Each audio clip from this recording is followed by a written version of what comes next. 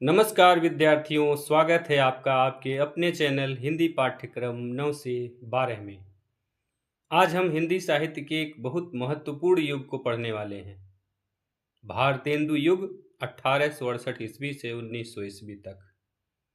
तो चलिए बिना समय गंवाए शुरू करते हैं। भारतेंदु युग क्या है? विद्यार्थियों, हिंदी साहित्य में जब भारतेंदु हरिश्चंद्र का उदय हुआ तो मानो हिंदी गद्य में एक नई क्रांति आ गई। इसी कारण इस काल को भारतेंदु युग कहा जाता है।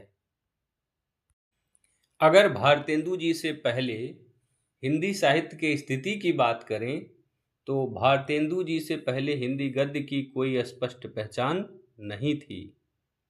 कहीं अरबी फारसी शब्दों की भरमार थी तो कहीं संस्कृत के कठिन शब्दों का अधिक प्रयोग, यानी भाषा आम जनता की समझ से बाहर थी। अब यहाँ आते हैं असली हीरो भारतेंदु हरिश्चंद्र। इन्होंने क्या किया?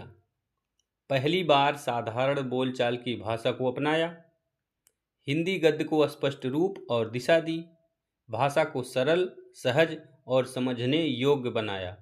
यही कारण है कि उन्हें हिंदी का जनक कहा जाता है। हिंदी गद्य को आम जनमानस के अनुरूप बनाने में भारतेंदु जी का बहुत बड़ा योगदान था। भारतेंदु जी की भाषा की कुछ खास बातें थीं।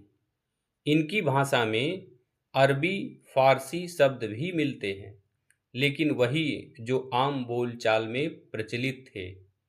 संस्कृत के शब्दों का भी प्रयोग है, लेकिन तत्सम नहीं, तद्भव रूप में।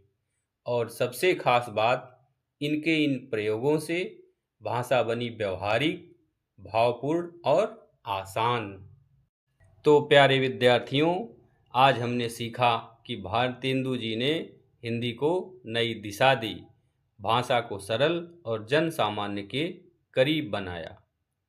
अगले भाग में हम जानेंगे इस युग के प्रमुख लेखक, रचनाएं और विभिन्न विधाओं का विकास। तो जुड़े रहिए हमारे साथ। बहुत बहुत धन्यवाद।